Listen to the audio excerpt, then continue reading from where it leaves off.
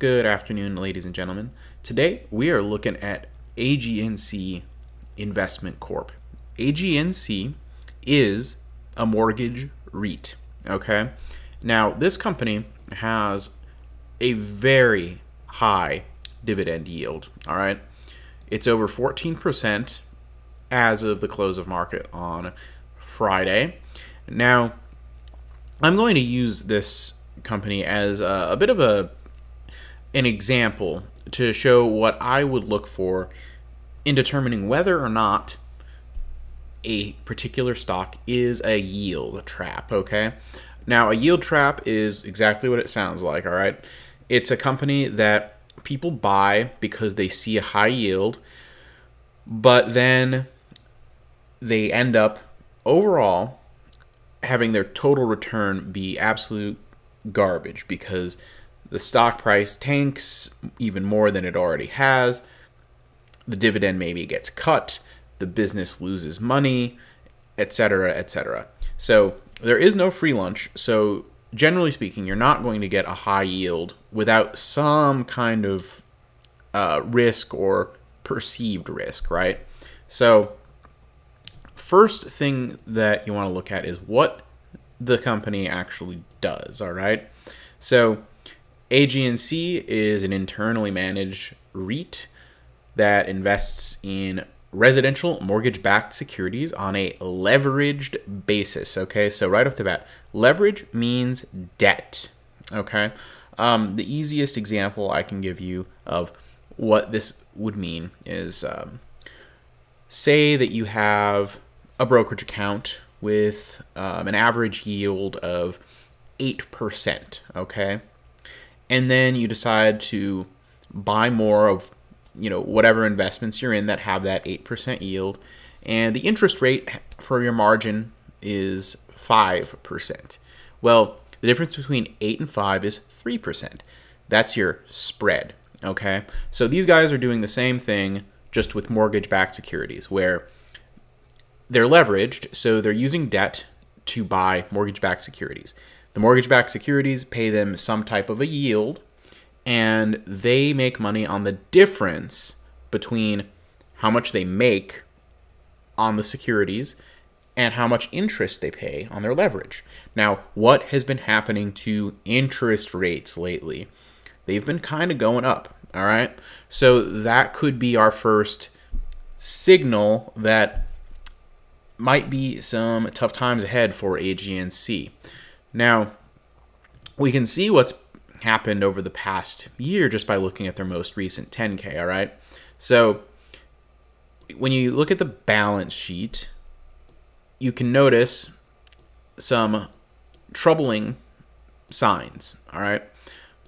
The stockholders' equity on this company is declining, or at least has taken a pretty sharp decline of about just over 20% in the last year, from over $10 billion in stockholders' equity to under $8 billion.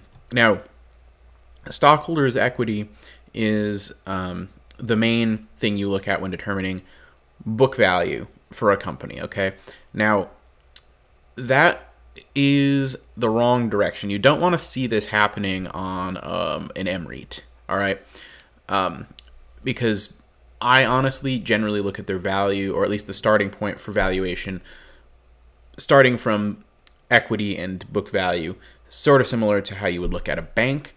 And so seeing that dropping like a rock is not a particularly great sign of things to come for the company, especially when you pair that with the fact that there has been overall dilution in the company. Now, I would not judge any REIT or BDC negatively just because they issue shares, because they cannot retain earnings the way a normal company could.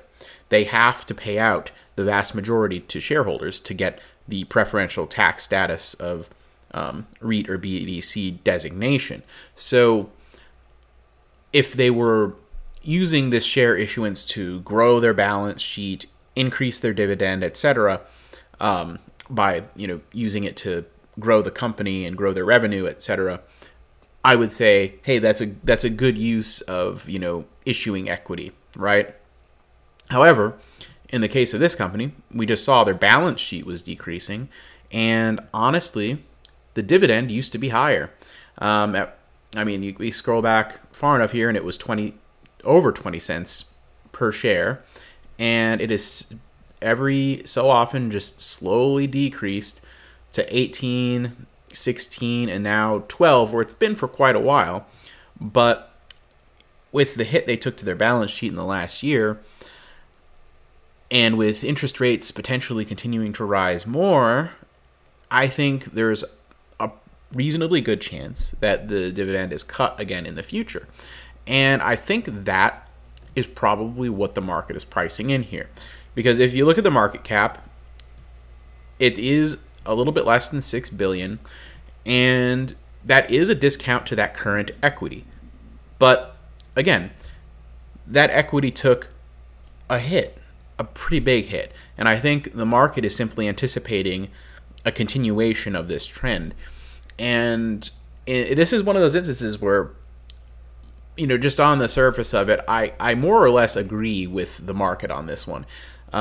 I think that the market is saying that, hey, this is kind of going in the wrong direction, and the yield may look really high today, but I would say there are probably better options out there that do have a pretty high yield, that do have signs of undervaluation, where the track record is frankly better, where you don't have necessarily a shrinking balance sheet and a constantly shrinking dividend, and this sort of expectation that they're going to continue to decline and decline and decline.